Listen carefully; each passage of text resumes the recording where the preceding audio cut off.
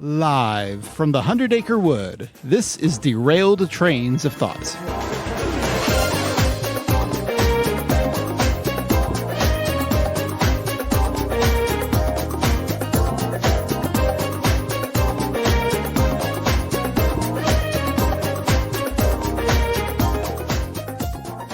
Welcome to episode 142 of Derailed Trains of Thought, your premier podcast on storytelling. For the creator and the consumer. My name is Timothy Deal. My name is Nick Hayden. Nick, this is a dream come true. My childhood self would be really excited about this is great. It's very peaceful and wonderful here. It's very peaceful. Yeah. I mean, the only thing you have to worry about are the bees occasionally. Well, yeah, as long as you don't go for the honey, you'll probably be fine. Probably. And there was some guy in some sort of orange outfit that jumped on me a little while ago. Oh. I'm not sure what that was all about. That's weird. But this has been a fun, cozy place to visit. Yes, we should visit some of the residents one of these days. I agree. So how's your summer going so far, Nick? Doing pretty well. Just adjusting to my not teaching schedule, which is very much looser and more open, which has been nice. Cool. Yeah. Very fun. How about your summer, which is about the same?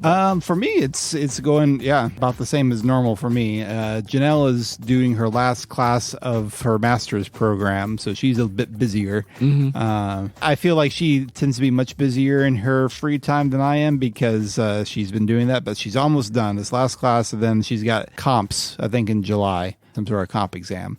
So, and then she'll be all done, and she will have nothing to worry about except the upcoming little one. Oh, well, congratulations. Oh, thank you. I don't think we've actually mentioned that We have on the not podcast mentioned before. No, I did know it beforehand, audience. Like, wait, what? Yes, no, we are expecting a little one in October, so that's exciting. October is a good month. It is a Got good month. several birthdays in October in my family. Do you, in the Hayden clan? Yeah. Yeah, that's not surprising. Well, actually, just my family. Yeah, Natasha and Serenity. Oh, okay. Well, there you go. Your immediate family. Yep. Fun. All well, right. We're looking forward to that. But right now, we've got a podcast to get to, Nick. Yes, we're in it. We're in it. It brought us here to the 100-Acre Wood, so we better start talking in story school.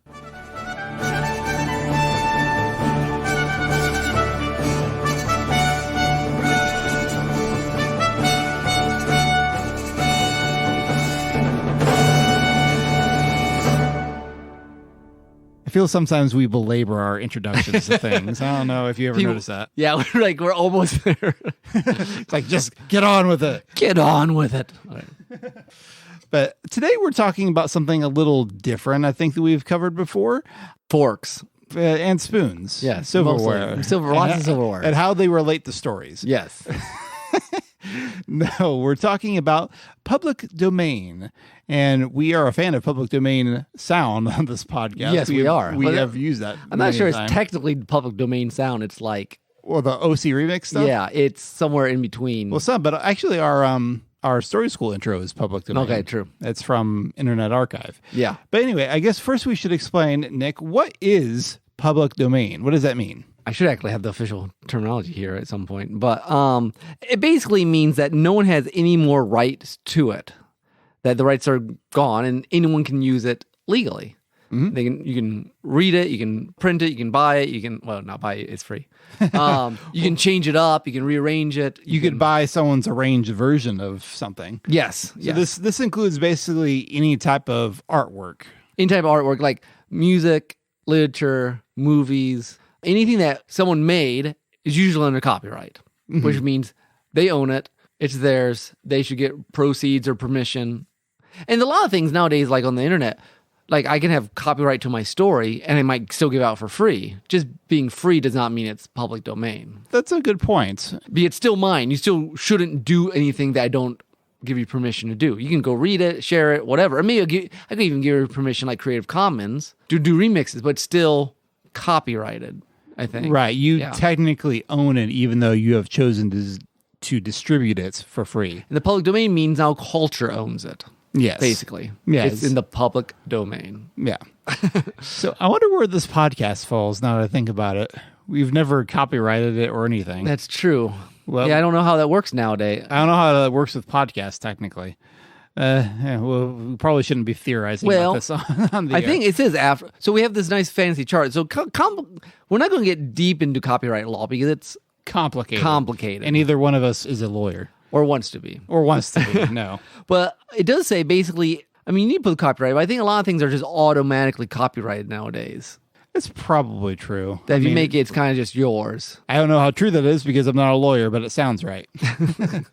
And I know on places like freesound.org, which is a place where I've sometimes pulled sound effects that we've used on this podcast and other places, they will have a license that comes with it that will say exactly what this is and is not used for. So there are certain places where they will have you specify what is this used for, or what is permissible, what sort of copyright are you claiming on this.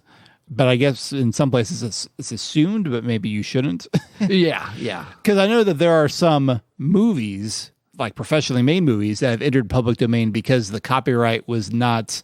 the license was not updated at some point. Yeah, but I think those were older movies, right? Well, some, but not all. Like Charade, starring Cary Grant and Audrey Hepburn. What year was that? 1960s something. I'm looking through my giant chart of copyright law here. Yeah. So we're getting a lot of 1963. Okay, we have a lot of our information today from the Center for the Study of Public Domain out of Duke University. Which is very interesting. It gives you, if you want more detail than you're going to get here, go visit. It's a very fascinating website. There's a lot for you to dig into there. Yeah. They do a thing every year called Public Domain Day, which is the first day of the year, essentially, when new works will enter public domain because the law basically says it's been long enough. Originally, for a long time, copyrights expired like 75 years after, most copyrights expired 75 years after the original date of publication. But then 1998, I think it was, that Congress basically extended that to 95 years. Yes. Or 120 years after the date of creation, whichever comes first. I see. If the copyright, okay. Like if you create it and then you published it much later. I see. Anyways, yeah. At least that's what this is saying here. Okay, that's probably a rare thing, I'm guessing. I mean, it seems like generally now it's 70 years after the death of the author, or 95 years if it's a corporate owned copyright. Yeah. Right. Yeah, I don't remember how. Let me see real quick. But it did seem like on the chart there are various older works that if it was not renewed, it would fall out of copyright. But now I don't think you can renew. I think it's just a blanket 70 or 95 years. Right. And you don't renew. And I think Charade, and there's some other ones that just fall in a weird place. Charade has, according to Wikipedia, the film includes a notice stating the year by Universal Pictures Company Incorporated and et cetera, all rights are reserved, but omitting the words copyright, corp, or the C symbol. Before 1978, U.S. law required works to include such a word or symbol in order to be copyrighted. So because they did it wrong, it entered into public domain. Yeah. So that's a very rare example. Companies, they have a lot of lawyers and they don't make big mistakes like that very often. So I guess the thing is it's worth knowing that like copyright lasts forever now. Not forever. It lasts 70 years after the death of the author, 95 years for a corporate thing. And I think we just want to start with that as a basis thing now, because we want more talk about kind of, okay, what's the use of public domain and copyright copyright in general, and then the pros, the cons of this long, not that long, whatever.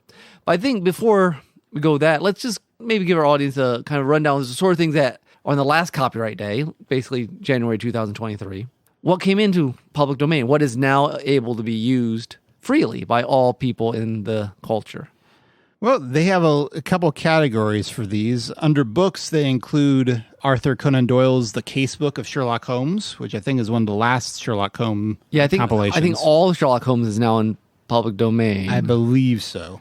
It also includes Now We Are Six by A.A. Milne, which is basically, I think, the first Winnie the Pooh stories. Okay. So those Winnie the Pooh stories are now public domain. Oh, the first Hardy Boys book is now public domain. Oh, and there's an Agatha Christie book, The Big Four. There's a William Faulkner book called Mosquitoes, which I've never heard of. Ernest Hemingway short story collection called Men Without Women. Mm-hmm. So, of Franz Kafka's America in the original German only. And Herbert Asbury's The Gangs of New York, the original 1927 publication. Oh. Which I don't know if that's the same book. I got to double check. I don't know if that's the same one that Scorsese read that inspired his movie Gangs of New York. It might be. But you can see that there's a lot of famous authors here that we hear about that are now, their books are slowly coming into public domain. Because anything published pre-1927 Yes. I believe, or 1927 previously. 1927 and before is now public domain.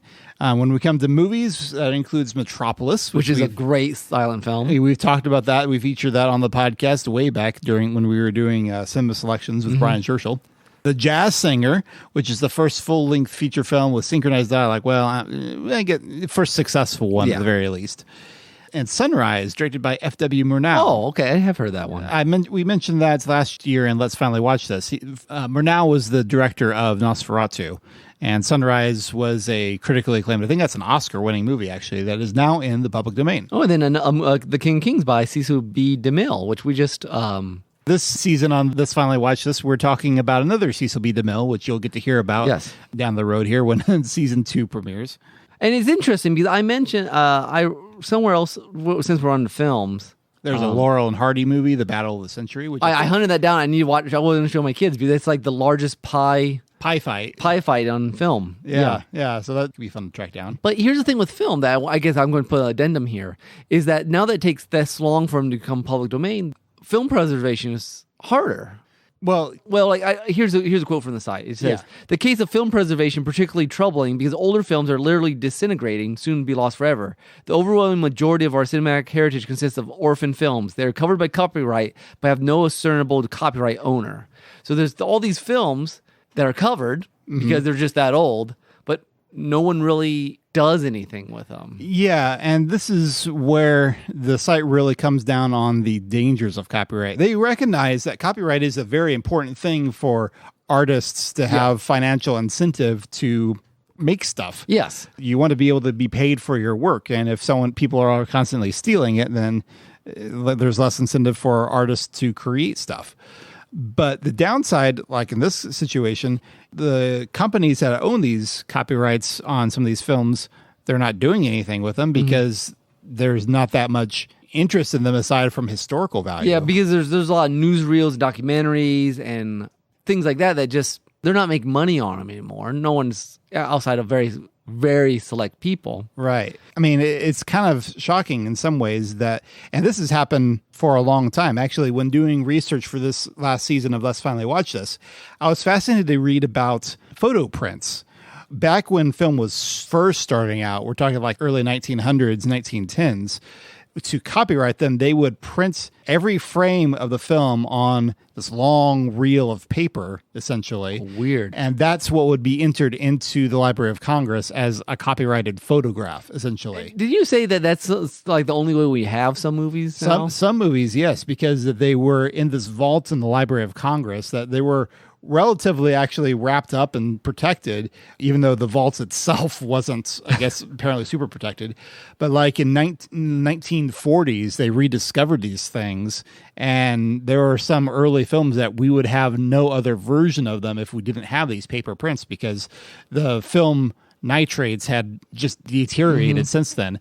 And what's fascinating to me about that is so we're talking about like a 30-year difference. Yeah. It's not like these 95-year-old films that they're all also deteriorating. It could only happen within like the span of, from when you're a kid to growing up to like our age now.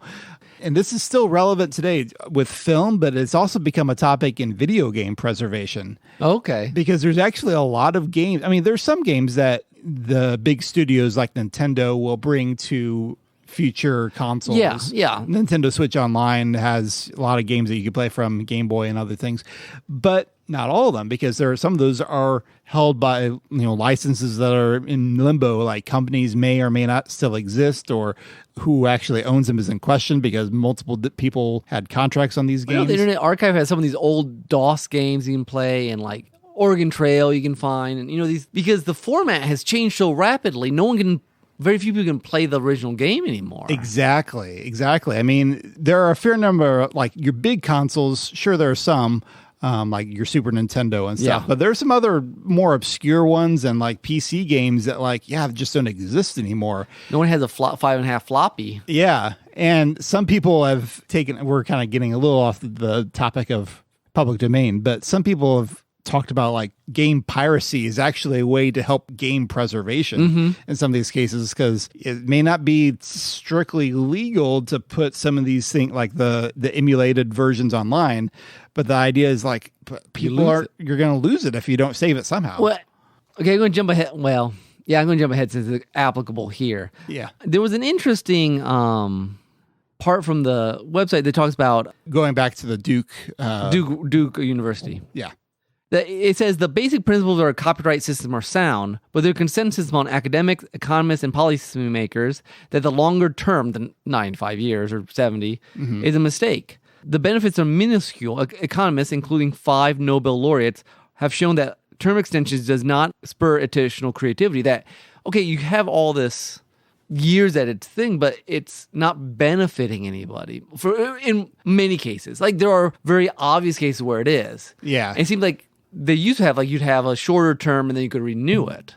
So that if you're still doing something with it, you could renew it. So I'm not arguing for how long it should be, but it does seem like it's a little constricting for the vast majority of smaller or medium-sized projects. Yeah. It's one of these very tricky things about laws in that sometimes when you make something to protect one thing, you create unintended consequences for other stuff. And yet, if you were to remove that one protection, it could be like a house of cards that has all kinds of other problems that go along with it. I mean, okay, so what are the interests that want to keep some of these longer copyright things in play? Probably the biggest one, at least historically, has been Disney. Yeah, because Mickey Mouse premiered in Steamboat Willie in 1928. Which means next year Steamboat Willie is public domain. That's right. And I think they were one of the ones who really pushed the 20-year extension back in 1998. At least that's what I've read.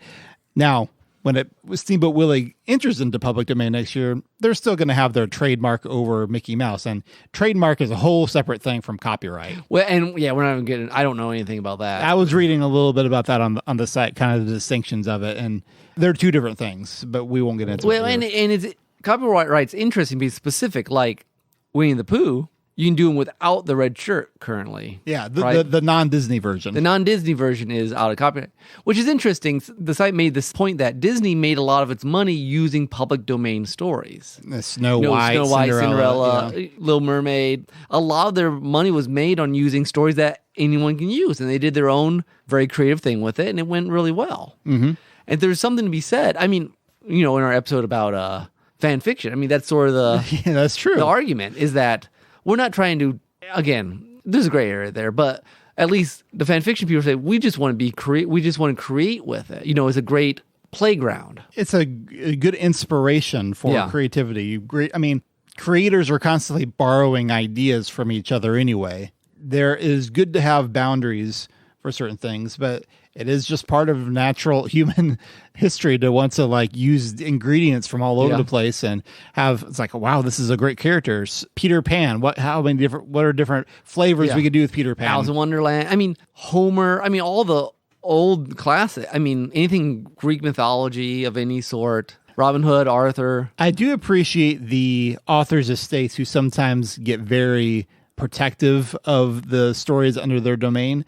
But even they can sometimes go a little too far. And the site talks about the estate owners for Sherlock Holmes, some of his stories have been in public domain for a while, but for a while they tried to make the legal case that like, well, the later Holmes stories had different aspects to his character that didn't come, so you can't use those aspects. Yeah. They actually sued Netflix, I think, for their Enola Holmes, a TV series about Sherlock Holmes' sister who doesn't appear in any of the books. But hey, it's fair game. It's an interesting new idea. Yeah, it was a fun movie. Yeah, and of course, it's like, no, you that doesn't work.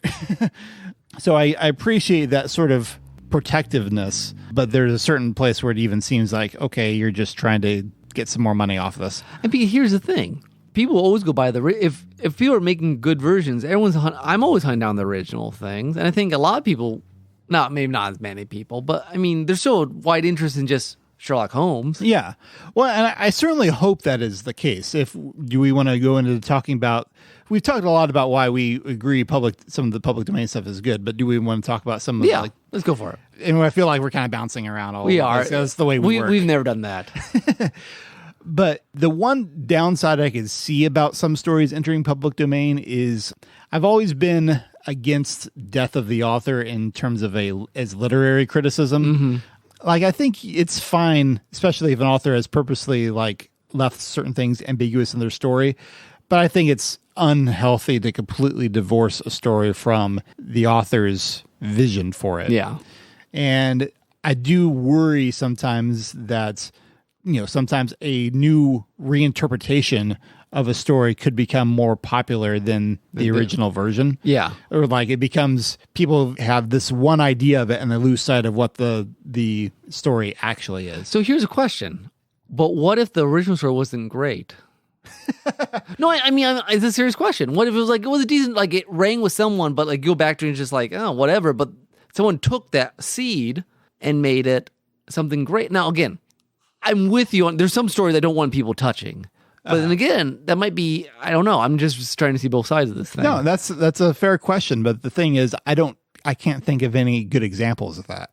Like most time when people are taking an old story and doing something new with it, it's because there was enough popularity that people have some sort of name recognition of it. Okay. I can see that. So, I mean, if people want to take some, I mean, I think I've heard people make that case that should be more what people do. Like, don't remake good old movies, remake bad old movies and see if you can do something better with it. Yeah, yeah. Which I'm fine with that. And some of it does get out. I mean, like Wizard of Oz, the movie has far outshone the book. the book. That's true. And the book's interesting, but it's not great. I mean, it's not bad. I mean, it's very fanciful, but it's also just very fanciful. Yeah, it's an interesting question. Obviously, it was still very popular in 1939 when that movie came out, but would people know Wizard of Oz today still if they hadn't made a movie off it? Yeah, I don't know. It's hard to say. Yeah, There's plenty of books that were very popular in the day that got forgotten about down the road. I mean, yeah, my son read the 10 public domain copies of Frank L. Baum Oz back. We got him off Gutenberg, threw him on the e-reader, and then he ran out. That was all that were available or whatever. Because then some other person wrote more sequels, I think. Yeah, that sounds right. Anyways, it's hard because like there's certain things when it comes in public domain, you get your Lord of the Rings someday or something. Like I don't want anyone touching it because his vision's so. But I can't pick and choose. Yeah. No, it is tricky. I mean, I feel the same way about Winnie the Pooh in some ways. I know All for One Productions here in Northeast Indiana, they're going to do their own brand new adaptation of Winnie the Pooh. Oh, interesting. Early next year, I believe. So that's cool.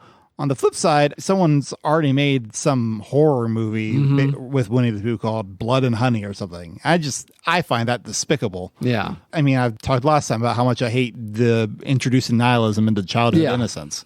Well, my guess is that Jane Austen will roll over a grave with Pride, Prejudice, and Zombies.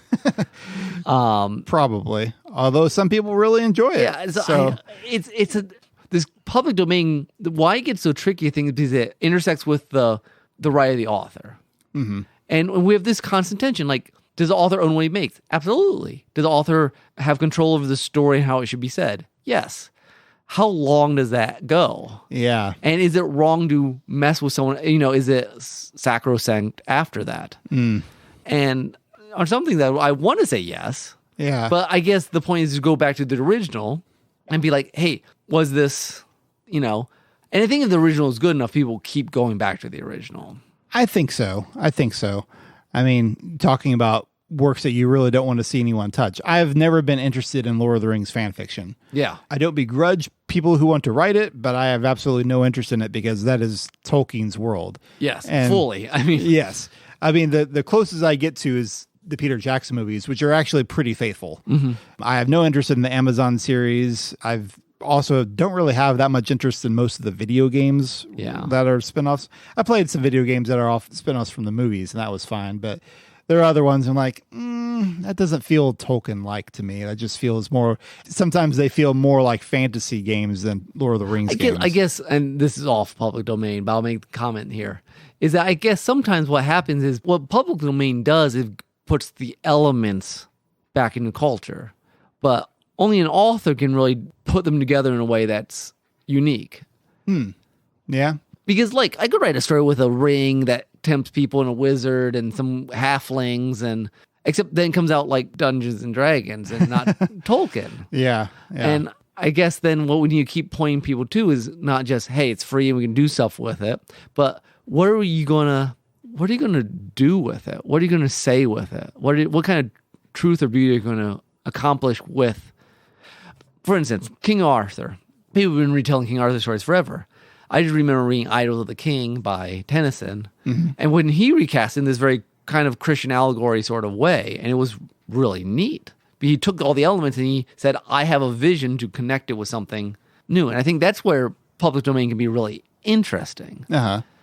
And I guess that's what like things like OC Remix try to do. Like they're not in public domain, but they're like, I'm going to take this thing I love and bring some new breath of life into it. Yeah. And you're going to have, your mileage will vary depending on different people's interpretation and versions of those stories. Mm-hmm. You enjoy Idols of the King, but I know you did not enjoy The Once and Future King. I did not. Which actually, I guess, you only read The Sword and the Stone. Sword and the Stone, which I did not, no. Yeah. And for me, I enjoy various versions of Peter Pan. I just saw the recent Disney Plus Peter Pan and Wendy, and I thought it was interesting. Like, they definitely put their own spin on certain things. There are things that I enjoyed. There are things I thought, that could have been a little bit better. But it's its own interesting version of it. But the book, which is adapted from the author's own play, is also quite different. I think the book is totally worth reading for its own use of. I think it has beautiful poetic language. I mean, it's not really a poem, but like it has that sort of verbiage that like a fantasy author of the early 1900s would have that people just don't use nowadays. I think the thing with copyright that is why it's just more complicated now is that there are so many stories. Yeah, and there's so many different ways to recreate, there's so many people in the process of working through stories, so there's sometimes, because there's so much, I read some short story from some random person back in the 1920s and do something, you might not even know that what you took from the old story. Yeah, that's a good point. You don't even have to say, I don't think. Yeah. I think it's polite. Yeah. You should. You should. So say inspired by, or in a note somewhere, or your author's note, just say, hey, yeah, because if you don't say anything about that, it can come across as plagiarism or like you're trying to hide something. But like if you're just upfront about inspired by a story or taken from a old folktale, people will get it. It's like, oh, okay, cool. Yeah, but I do think in modern day, it might be easy to lose the original source. We say, go back to the source. If this guy did something good, what is the original? Yeah, that's true. I mean, sometimes that takes extra effort, and you're like. Especially it's hard to get, especially say formatting, it's hard to get to. Yeah. And again, this is more particular to film and old technologies than probably books. Books is probably a lot easier to... You just do whatever, yeah. Copy it onto Google or Project Gutenberg or what have you. The interesting thing about music, just throw it in there, is they have a list of things. The composition is one copyright. Mm-hmm. Like I made the notes and stuff, and then the recording's a separate copyright. Yeah. So you're like, I can sing the song, but I can't use this guy's version of it. And I guess, probably copyright law has been a mess for a long time. I'm guessing that's why, like, when film was brand new, why they made the photo paper things. Yeah. Put every single frame on the same. That just sounds prohibitive. Well, they didn't have the copyright the sound for the film originally. Well, that's true. It was just the images. So. And then you had to do something with the sound. Mm-hmm, mm-hmm. Yeah. It was, whole different world. It's an interesting tension to say, look, property rights are important, not just for creativity purposes and ownership purposes, but just because, like, thou shalt not steal, know? Exactly. Yeah. We talked in episode 124, strangely enough, this is episode 142. Dun, dun, dun.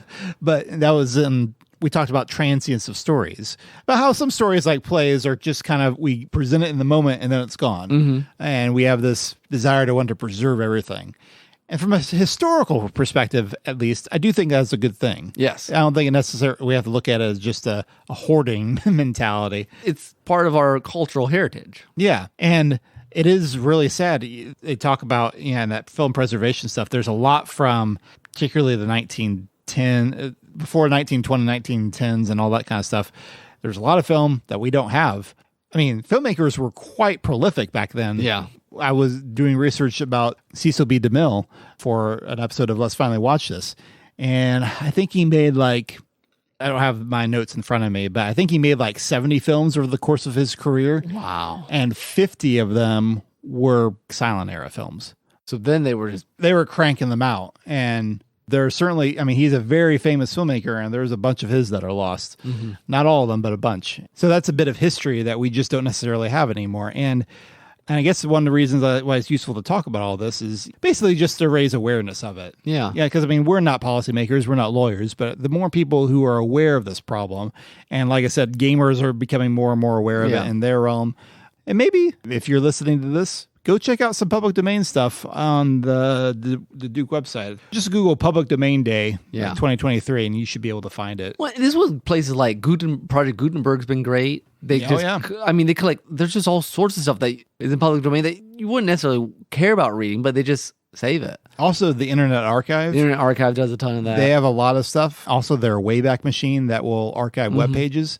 People used to say that if it's on the internet, it'll last forever. Not necessarily. Like, there are a lot of websites that go out, and some things will be backed up on Wayback Machine, but not necessarily everything. So, Tim, last question. Sure. So, if you were a policymaker, what do you think would be a good time limit? See, I guess it used to be way back when 28 years and you could renew it once. Yeah.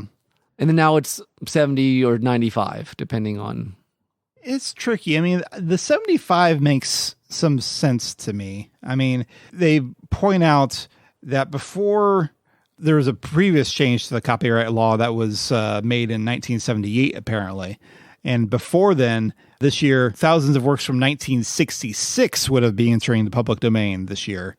I mean, that's a big difference. It's big, yeah.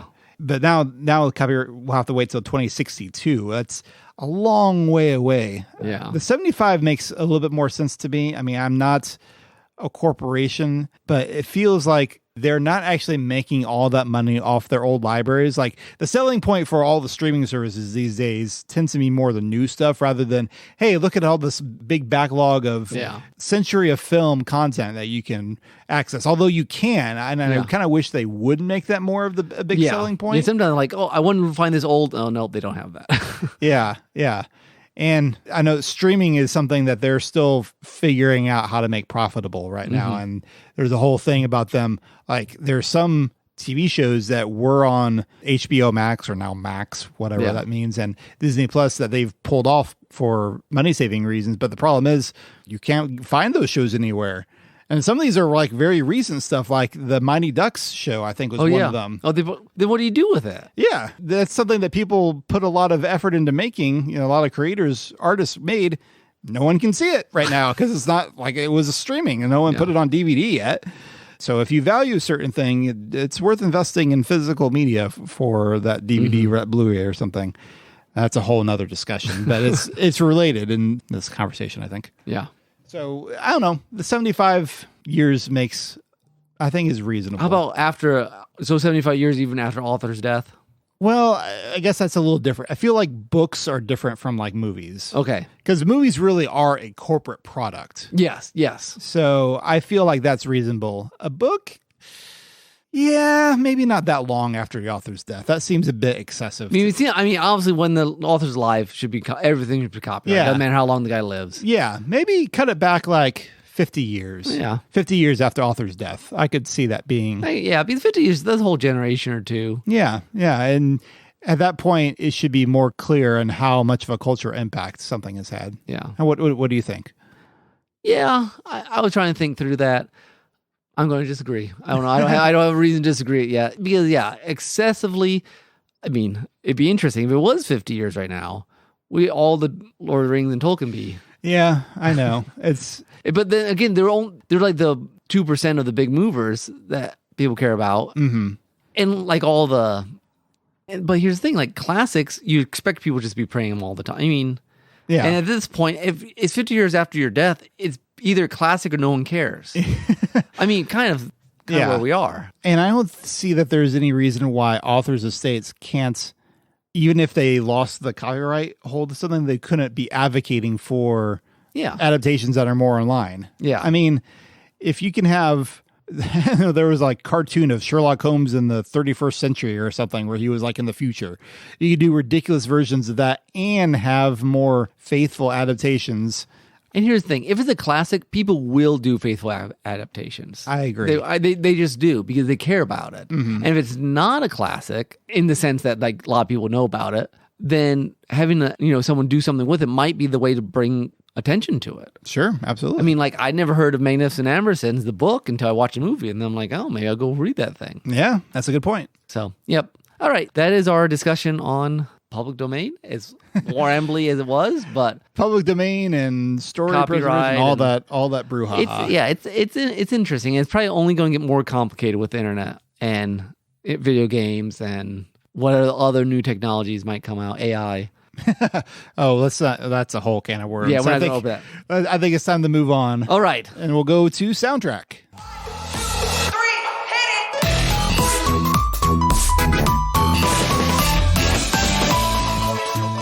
So I'm taking the first soundtrack today, and speaking of games that currently only exist on one console, the game Plock is one that I just recently was introduced to through a YouTuber, NitroRad, who did a review of it. This is a game that is currently only on Super Nintendo, so if you have to own a cartridge and you have to own a Super Nintendo if you want to play it for yourself, or get it online from emulators somewhere. So I was fascinated. I enjoyed his review of this quirky little platformer, and it's got great music. And so I was like, is this a No Secret remix? And it is. Of course it is. It's Maze Dude. By our very own Maze Dude, our previous guest on this podcast, Maze Dude. The great thing about Maze Dude, he'll pick games no one else, like, they'll be kind of like obscure games. Yeah. Like, and he does a lot of American composers, Yes. which is one of them. Although I don't know if this is featured on any of his American albums. I don't believe so. But I found this one and I immediately fell in love with it. This remix is called Title Jam. I think it's impossible to listen to this without smiling. So I hope you enjoy.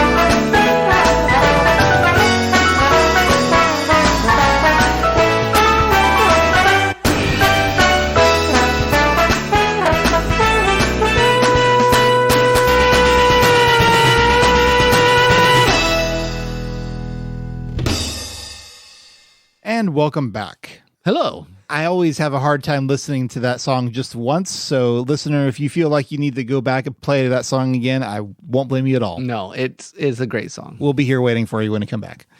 But speaking of, let's go to our next segment, Once Upon a Scene. So last time, I know we had at least one person tell me in person. He didn't email me like he's supposed to. But our friend Nathan Marchand did correctly identify last time's clip. But I guess we should play it real quick first so you can hear it. So here we go. There's no more truth out there than there is in the world I created for you. Same lies. The same deceit. But in my world, you have nothing to fear. Okay, Nick, so what was that from? The Truman Show. The Truman Show. Which was probably fit the moment culture and predicted things coming as well as anything else. Yeah, at that time. Some of its predictions are kind of eerie in retrospect. Yeah. If you've not seen it, audience, you should go watch it. It's a great show. Getting that clip, I was like, I should rewatch this thing. It's been a while. So, but we have a new sound clip for you to identify. Let's see what you can do with this one. Wait a minute. You ain't heard nothing yet. Wait a minute, I tell you. You ain't heard nothing. You want to hear Tootsie? All right, hold on. Okay, if you know what story that sound clip is from, then give us an email, derailedtrainsofthoughts@gmail.com. You could leave a comment in code on our website, Derailed Trains of Thought. Just do like, I don't know, A is 1, B is 2, C is 3, that sort of thing. You said get a couple of slides and use your...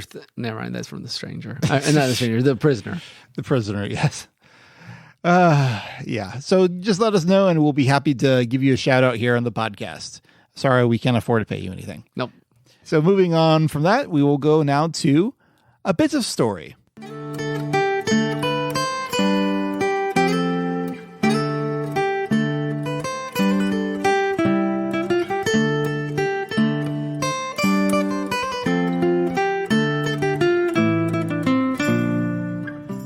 Since we've been talking about public domain, we thought we'd do something a little different for a bit of story this time. Rather than featuring a story by our award-winning co-hosts. What award? The Good Job Award. Oh, okay. Good. You got a sticker. We normally feature some of Nick's stories, but today we're going to feature a little-known author. You may have heard of him before. A little guy called Ray Bradbury. Yeah, so we were looking up some public domain. And again, anything previous 1928 is here. But this story is from 1951. But they had done as much research and said they couldn't find it had ever been renewed, the copyright. I'm guessing maybe this was one that was published in a magazine at some point. Yeah, he published a lot of magazine ones. Yeah, maybe the magazines is out of print. But anyway, so what is the name of the story, Nick? A Little Journey. And I have never read this one. I mean, he wrote a million short stories, but I've never read this one. So I know nothing about this one, actually. I skimmed it so I could have a little bit of idea, but this is a relatively new one to us. So I guess we should say, like, a lot of times when we read the story, we know what we're reading. This one we actually, well, you know a little bit. I know very little. And we're just going to read and maybe discuss, did it work? Was it Bradbury? Yeah. And we'll bring a obscure short story from the public domain to you, dear listeners. Yes.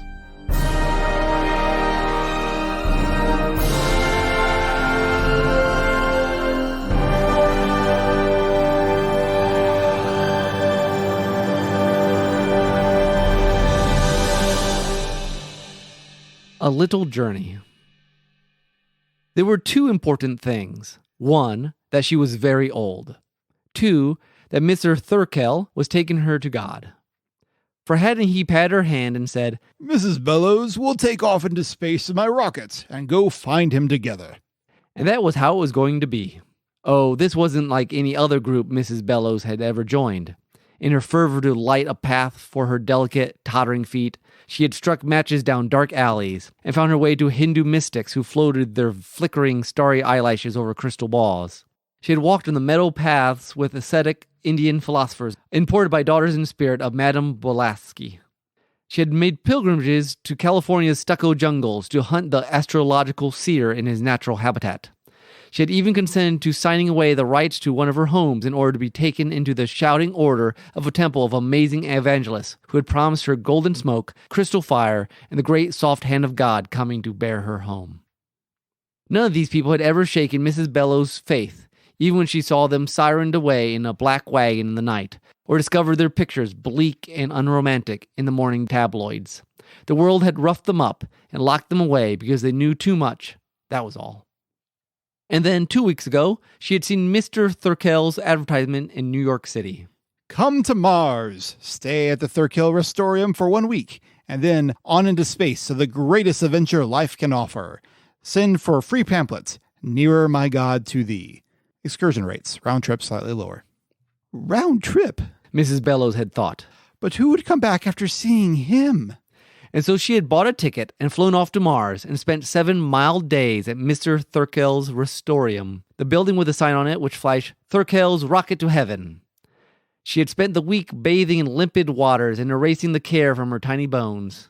And now she was fidgeting, ready to be loaded into Mr. Thurkell's own special private rocket, like a bullet, to be fired on out into space beyond Jupiter and Saturn and Pluto. And thus, who could deny it? You would be getting nearer and nearer to the Lord. How wonderful! Couldn't you just feel him drawing near? Couldn't you just sense his breath, his scrutiny, his presence?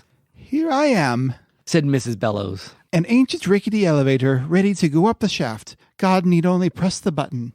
Now, on the 7th day, as she minced up the steps of the Restorium, a number of small doubts assailed her.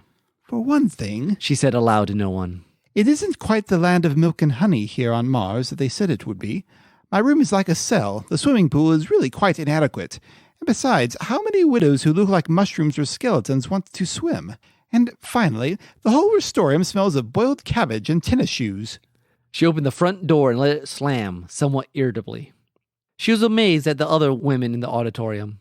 It was like wandering in a carnival mirror maze, coming again and again upon yourself. The same flowery face, the same chicken hands and jingly bracelets. One after another, the images of herself flowed before her. She put out her hand, but it wasn't a mirror. It was another lady shaking her fingers and saying, We're waiting for Mr. Thurkell. Shh. Ah, whispered everyone. The velvet curtains parted. Mr. Thurkell appeared, fantastically serene, his Egyptian eyes upon everyone. But there was something, nevertheless, in his appearance which made one expect him to call hi, while fuzzy dogs jumped over his legs, through hooped arms, and over his back. Then, dogs and all, he should dance with a dazzling piano keyboard smile off into the wings. Mrs. Bellows, with a secret part of her mind which she constantly had to grip tightly, expected to hear a cheap Chinese gong sound when Mr. Thurkell entered. His large, liquid, dark eyes were so improbable that one of the old ladies has facetiously claimed she saw a mosquito cloud hovering over them as they did around summer rain barrels. And Mrs. Bellows sometimes caught the scent of the theatrical mothball and the smell of calliope steam on his sharply pressed suit. But with the same savage rationalization that had greeted all other disappointments in her rickety life, she bit at the suspicion and whispered, This time it's real. This time it'll work. Haven't we got a rocket? Mrs. Thurkell bowed. He smiled a sudden comedy mask smile. The old ladies looked in at his epiglottis and sensed chaos there. Before he even began to speak, Mrs. Bellows saw him picking up each of his words, oiling it, making sure it ran smooth on its rails. Her heart squeezed in a tiny fist, and she gritted her porcelain teeth. Friends, said Mr. Thurkell, and you could hear the frost snap in the hearts of the entire assemblage. No, said Mrs. Bellows ahead of time. She could hear the bad news rushing at her, and herself tied to the track while the immense black wheels threatened and the whistle screamed helpless. There will be a slight delay, said Mr. Thurkell. In the next instant, Mr. Thurkell might have cried or been tempted to cry. Ladies, be seated. In minstrel fashion, for the ladies had come up at him from their chairs, protesting and trembling. Not a very long delay. Mr. Thurkell put up his hands to pat the air. How long? Only a week. A week? Yes, you could stay here at the Restorium for 7 more days, can't you? A little delay won't matter, will it, in the end? You've waited a lifetime. Only a few more days. At $20 a day, thought Mrs. Bellows coldly. What's the trouble? A woman cried. A legal difficulty, said Mr. Thurkell. We've got a rocket, haven't we? Well, yes. But I've been here a whole month waiting, said one old lady. Delays, delays. That's right, said everyone. Ladies, murmured Mr. Thurkel, smiling serenely. We want to see the rocket. It was Mrs. Bellows forging ahead, alone, brandishing her fist like a toy hammer.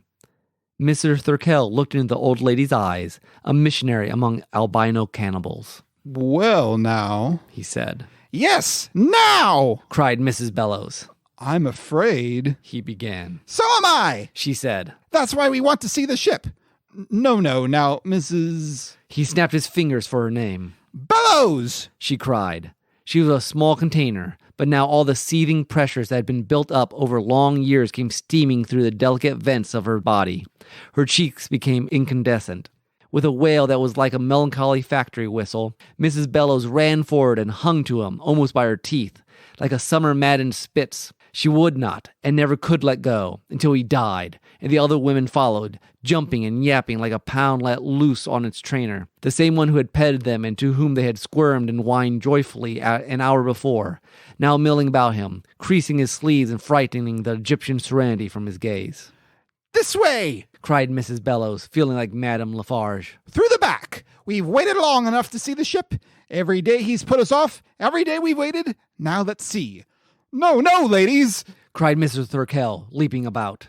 They burst through the back of the stage and out a door like a flood, bearing the poor man with them into a shed, and then out, quite suddenly, into an abandoned gymnasium. There it is, said someone. The rocket. And then a silence fell that was terrible to entertain. There was the rocket. Mrs. Bellows looked at it, and her hands sagged away from Mr. Thurkel's collar. The rocket was something like a battered copper pot. There were 1,000 bulges and rents and rusty pipes and dirty vents on and in it. The ports were clouded over with dust, resembling the eyes of a blind hog. Everyone wailed a little sighing wail. Is that the rocket ship Glory Be to the Highest? Cried Mrs. Bellows, appalled. Mr. Thurkel nodded and looked at his feet. For which we paid our $1,000 apiece and came all the way to Mars to get on board with you and go off and fight him? Asked Mrs. Bellows. Why, that isn't worth a sack of dried peas, said Mrs. Bellows. It's nothing but junk. Junk, whispered everyone, getting hysterical. Don't let him get away. Mr. Thurkel tried to break and run, but 1,000 possum traps closed on him from every side. He withered. Everybody walked around in circles like blind mice. There was a confusion and a weeping that lasted for 5 minutes as they went over and touched the rocket, the dented kettle, the rusty container for God's children. Well, said Mrs. Bellows. She stepped up into the askew doorway of the rocket and faced everyone. It looks as if a terrible thing has been done to us, she said. I haven't any money to go back home to Earth, and I've too much pride to go to the government and tell them a common man like this has fooled us out of our lives' savings. I don't know how you feel about it, all of you, but the reason all of us came is because I'm 85, and you're 89, and you're 78, and all of us are nudging on toward 100, and there's nothing on Earth for us, and it doesn't appear there's anything on Mars either. We all expected not to breathe much more air or crochet many more doilies, or we'd never have come here. So what I have to propose is a simple thing, to take a chance. She reached out and touched the rusted hulk of the rocket. This is our rocket. We paid for our trip, and we're going to take our trip. Everyone rustled and stood on tiptoes and opened an astonished mouth. Mr. Thurkel began to cry. He did it quite easily and very effectively. We're going to get in this ship, said Mrs. Bellows, ignoring him. And we're going to take off to where we were going. Mrs. Thurkel stopped crying long enough to say, But it was all fake. I don't know anything about space. He's not out there anyway. I lied. I don't know where he is, and I couldn't find him if I wanted to. And you were fools to ever take my word on it. Yes, said Mrs. Bellows. We were fools. I'll go along on that. But you can't blame us, for we're old. And it was a lovely, good, and fine idea. One of the loveliest ideas in the world. Oh, we didn't really fool ourselves that we could get nearer to him physically. It was the gentle, mad dream of old people, the kind of thing you hold on to for a few minutes a day, even though you know it's not true. So, all of you who want to go, you follow me in the ship. But you can't go, said Mr. Thurkel. You haven't got a navigator, and that ship's a ruin. You said Mrs. Bellows. will be the navigator. She stepped into the ship, and after a moment, the other old ladies pressed forward. Mr. Thurkel, windmilling his arms frantically, was nevertheless pressed through the port, and in a minute the door slammed shut. Mr. Thurkel was strapped into the navigator's seat, with everyone talking at once and holding him down. The special helmets were issued to be fitted over every gray or white head to supply extra oxygen in case of a leakage in the ship's hull. And at long last the hour had come, and Mrs. Bellows stood behind Mr. Thurkel and said, We're ready, sir. He said nothing. He pleaded with them silently, using his great, dark, wet eyes. But Mrs. Bellows shook her head and pointed to the control. Take off, agreed Mr. Thurkel morosely, and pulled a switch. Everyone fell. The rocket went up from the planet Mars in a great fiery glide, with the noise of an entire kitchen thrown down an elevator shaft, with the sound of pots and pans and kettles and fires boiling and stews bubbling, with a smell of burned incense and rubber and sulfur, with the color of yellow fire and a ribbon of red stretching below them, and all the old women singing and holding to each other, and Mrs. Bellows crawling upright in a sighing, straining, trembling ship. Head for space, Mr. Thurkel. It can't last, said Mr. Thurkel sadly. This ship can't last. It will... It did. The rocket exploded. Mrs. Bellows felt herself lifted and thrown about dizzily, like a doll. She heard the great screamings and saw the flashes of bodies sailing by her in fragments of metal and powdery light. Help! Help! Cried Mrs. Thurkel, far away, on a small radio beam.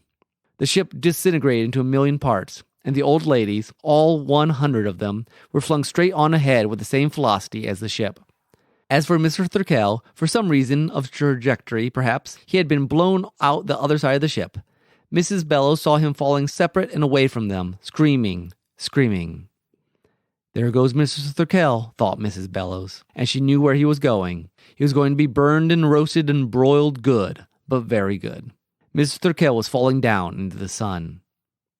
And here we are, thought Mrs. Bellows. Here we are, going on out and out and out. There was hardly a sense of motion at all, but she knew that she was traveling at 50,000 miles an hour and would continue to travel at that speed for an eternity until she saw the other women swinging all about her in their own trajectories. A few minutes of oxygen left to each of them in their helmets, and each was looking up to where they were going. Of course, thought Mrs. Bellows, out into space, out, and the darkness like a great church, and the stars like candles. And in spite of everything, Mr. Thurkel, the rocket, and the dishonesty, we are going towards the Lord. And there, yes there, she fell on and on, coming towards her. She could almost discern the outline now. Coming towards her was his mighty golden hand, reaching down to hold her and comfort her like a frightened sparrow. I'm Mrs. Amelia Bellows, she said quietly, in her best company voice. I'm from the planet Earth.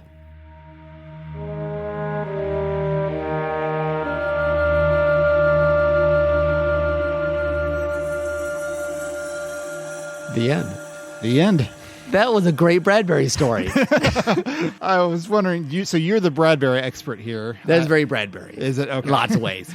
In the descriptions of the, the kind of like it depends on the story, but like it's like this and this and this kind of, and just the sort of nothing's quite it's not realism. Yeah. It's always just a little off from realism, but and just the fun characters and the... I mean, just the image of a whole bunch of ladies wanting to go up to Mars so they could get on a rocket ship to see God. I was like, this is an interesting story. And then it blows up and Thurkel gets burned up. And so did they find God?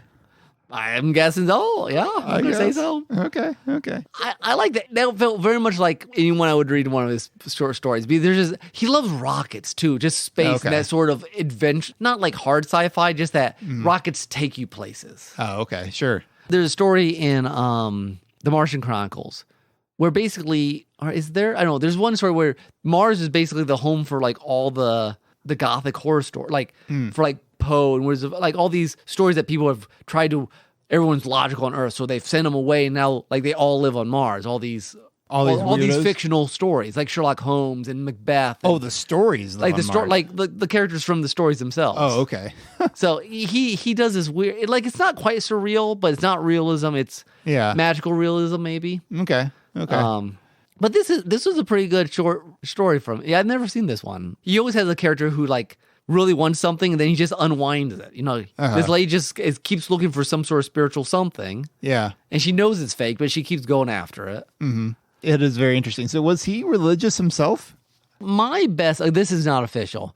My impression of him from what I've read a little bit and he's kind of like good hometown boy, like good country boy. So I'm not sure he had like he was Christian per se, but it's like he was like a country boy. He had that he had a moral faithish the background. Probably. Yeah. I don't know how exact or strong it was, but he had this very pleasant, like, you know, there's a heaven, there's a moral way of the world working. Okay. As opposed to a lot of the other science fiction writers at the time, I think were more cynical or secular, you know. Yeah. It's interesting. I think I read something about Harlan Ellison writing about Bradbury, that Bradbury was just always so optimistic and, you know, and like cheery, and Harlan Ellison's very depressed cynical. and cynical. Yeah. But they were friends, I guess, you know. So it feels like it was a different time in some ways. I mean, it obviously was 1950s and stuff. But, but I don't know. You hear about like Harlan Ellison and all his like other writer friends. And it's like, I don't know. It was a different circle of like science fiction authors and that you could get these things published in magazines and other science fiction authors would read them and hear about them. Yeah. And that's one of those things that we talk about when we talk about the deluge of stories today. I feel like that kind of thing gets lost. Yeah, it really does. I mean, there's just so much, and there's so many pockets that you could do that in maybe a little pocket, but there's just endless pockets. Right. Well, yeah, that was fascinating. That was fun. So was that your first Bradbury? I'm not sure. Well, have you read the one about the house and the nuclear bomb and the house that's automatic? That's pretty common. I don't remember. I might have read some short story in high school at some point. But I mean, almost everyone reads one of them somewhere, just because he wrote so many. I'm trying to remember if he wrote the one. I remember there was this one about this guy who was arrested while he was taking a walk by basically an automatic policeman because he didn't have a I think reason. that's Bradbury. Yeah. Is that Bradbury? Yeah, because he wasn't at home watching TV basically. He had no good reason to be outside. I'm pretty sure that's him. I mean, he did write hundreds of short stories. Yeah, I mean that sounds very Bradbury. It sounds like akin to the guy who wrote Fahrenheit 451. From what which shock that I've never actually read that one. It's worth reading. It's good. I know you've actually taught class. I have. Right? It was fun. So. Yeah. All right. Well, that was a good, fun change. Yes. For a bit of story. And that was just a fun one to read. Yes. And thank you, Public Domain. That made that possible. I could watch a short film, some cool animated film of that. Yeah, I feel like, an animated feature, that would be perfect for that sort of thing. I want all the old ladies in spacesuits. That's amazing. That'd be amazing. All right, then. Well, thank you, folks, for listening to Derailed Trains of Thought. We hope you enjoyed that bit of story, as well as our discussion about public domain. If you did, please let us know. We really would like to hear from more of you on the website, particularly those we love hearing from. We have friends and family nearby who listen to this, but those of you who don't know us or don't see us regularly, we have no idea if you're actually listening or not. Yeah. So if you don't let us know, we don't know that we're ministering to you in some way. And not that we are looking to buff ourselves up, but honestly, we don't really have any clear idea of how many people this podcast reaches. No. And hopefully some people find it entertaining. Yes. And helpful. Indeed. So please leave us a comment at derailedtrainsofthought.com. You can leave it on this episode. And also while you're there, hey, check out some of our old episodes for this podcast, as well as our spin-off podcasts, which include The Weekly Hijack. By the time this comes out, we should be finished with the complete run of The Prisoner, I think, or pretty darn close. Very close. I think the last episode will come out beginning of July. Okay. So very close. Which, again, great run. That Hijack was a blast to do. Indeed. Yeah, I think you should listen to it and watch it at the same time. You should be prepared because The Prisoner will probably enter our lexicon of frequently referenced TV shows. It probably will come out there with Lost and Babylon 5 and because we've already been doing it. It's entered our vocabulary. Yes. So just be on the lookout. That sort of show. It was a perfect choice for us. It really was. I mean, we knew that Lost took a lot of inspiration, and Babylon 5 took a lot of inspiration from The Prisoner, so it was great to finally see it for ourselves and to react to it. The original, see, it's one of those, That's it's right. not public domain, but it has that effect. It does, for sure. And our other podcasts, Let's Finally Watch This, which is meant for classic movie fans who have always meant to watch classic movies. we have a new season of that in production as we speak. That will be coming out come September. So if you never listened to our first season, perfect time for you to get caught up as we go through the decades of movies. And a lot of good movies that I'm not as well versed in my classic movies, and it was a really good run. Yes, and we're looking forward to this new season as well. So with all that said, Nick, I think it's time for your soundtrack. Well, I decided to pick something from Wolfenstein 3D. Because one of the things I find most fascinating about this discussion of public domain is that the people argue that we should have shorter, argue that it spurs creativity. Shorter copyright time. Thank you. Shorter copyright spurs creativity. And Wolfenstein's one of those games that basically started a genre. It was kind of the grandfather of the 3D shooter. A first-person shooter. The first-person shooter? Sure, okay. And also, ID apparently has made Wolfenstein and Doom, and I think Doom 2, they're all basically open source. You can go find the original source code. So ID is the original publisher? Yeah, ID software. Okay. Yeah. And they've made the game open source so anyone can use it. Yeah, and they have the source code. You get the source code, and they said that things just kind of rot away, and they wanted to put it out there so people could look at it and whatever. I would love to see more video game companies do that sort of thing because that's a game from 1992. It's going to look ancient, so you can get some money out of it, but not that much. It's interesting. Back then, they would. I think it was in episodes. Like the first episode was basically freeware, shareware. Oh, okay. And then when you liked it, then you go and buy the. Okay. So even early, you get those discs like, I can just download this for free or use this disc, and you get in your computer magazine or whatever. Back in the day. So, anyways, I don't think I played much Wolfenstein. Played more Doom and Doom 2, but I thought this was kind of the grandfather. But this is Get Psyched, remixed by Mike M92, or no, I bet it's Mike EDM. I don't know how you say that. Or Mike DM92. Mike DM92. Yeah, that'll work. It's darker than Tim's. We go from a light cheery to death metal. Yeah, close. Yeah, it's aggressive metal at least. I guess if it was for Wolfenstein 3D, I guess that makes some sense. Yeah, Isn't that a game all about shooting Nazis? Yeah, basically. Yeah. So yeah, but I guess enjoy. Well, we hope you do. And thanks again for listening to Derailed Trains of Thoughts. Until next time, this is Tim. This is Nick. And Nick, let's hope for the residents of 100 Acre Wood aren't disturbed by your music here. I don't think it's going to fit very well. Maybe we'll just mute the computer. Oh, bother.